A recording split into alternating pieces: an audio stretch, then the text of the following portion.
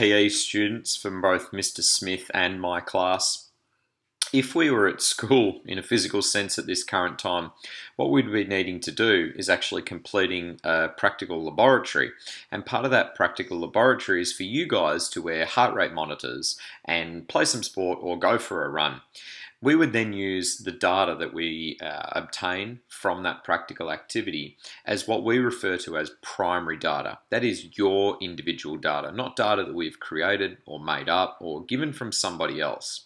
So while we're waiting for the assessment authorities to provide us with more information, we need to try and move forward with getting our own primary data because it's a requirement of the next SAC, which is coming up very soon. What I'm going to ask you to do is to actually go on your computers and go to the website Strava, Strava. Once you go to the website Strava, I'm going to ask you to sign up. I already have an account, so it's telling me that I can log in up the top here. But you guys can sign up using your email address or an Apple or a Google or a Facebook login, okay?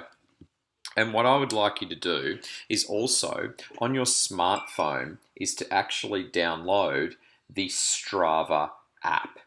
The Strava app is really important because when we ask you to go for a run, which you're going to need to do in one of our PE classes soon, you're going to need to take your phone with you. Or if you have an Apple Watch or any sort of Garmin or smartwatch that can map your heart rate and your physical activity, then you guys are going to need to actually install the Strava app or use a fitness tracker while you actually go for a run. I'm going to show you what that Strava app can do once you've actually completed your run during.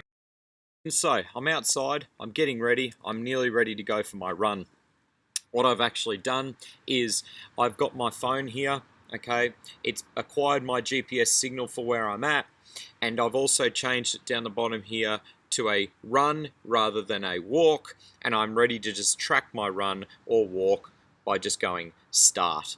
Alternatively, for those of you that have a smartwatch and can do this, I've opened up the fitness app on my smartwatch. I'm ready to go in and start up an outdoor run.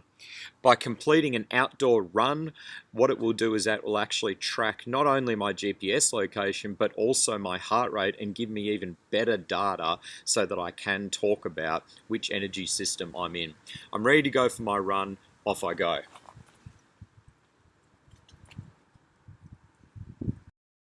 Welcome back, students. So I just wanted to show you a couple of the features, especially if you do have a smartwatch, which is going to be able to help track your heart rate during this activity.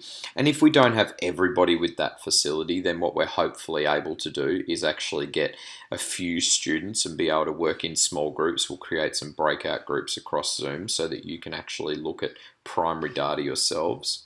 When you have a look at your Strava and you've mapped a run, and you click into that run, for example, it's got a whole bunch of information for you. It tells you what the distance that you ran was. It tells you how long you were active for. It tells you how many minutes per kilometre you averaged for each of those kilometres that you ran. It gives you a few medals and things to make you feel pretty good. But here's what I'm really interested in, and that is that it's going to give you kilometre by kilometre. So we are going to ask you to run for more than 1 kilometre, just so that we can get a little bit of data here. Roughly what your speed was and how different that speed gap was and all those bits and pieces, so we can see how hard we're actually working. This is the piece of information that Mr. Smith and I are most excited about, and that's this little graph down here. And if we turn our heart rate on this graph along here, it actually should show us relatively what your heart rate was doing during the activity here. Now, what's actually happening is I'm actually watching along here at the pace in which I was running at. Okay, down the bottom, I've got where were there any hills going up, down, and across here is how fast was I going. This line here shows my heart rate. And so what I can actually see relatively from about this point on, once the watch started really kicking in and working, almost until the end, my heart rate was relatively consistent. And if my heart rate was relatively consistent, that means that I wasn't having to jump up in intensity levels, and I would have been in the aerobic energy system for the majority of this run, which is explanatory because I was able to sustain the run for 1 hour and 55 minutes.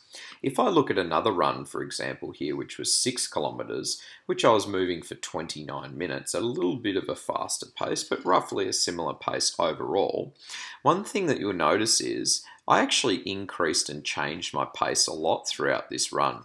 So I started at 5 minutes 15 per kilometre, then 5 minutes the next kilometre, 4:47, 4:45, 4:34, and tried to finish off a bit faster but couldn't on that last one. So if we have a look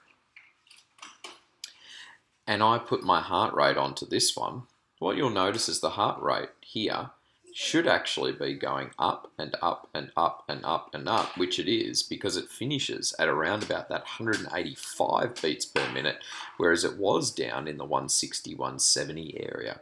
So as my heart rate is increasing, my body is demanding more oxygen, the heart is pumping harder to get that oxygen down to the working muscles, and during that time I'm in an anaerobic phase, which means that I'm either building lactic acid or depleting phosphate creatine, whichever of those energy systems is providing the most amount of ATP resynthesis.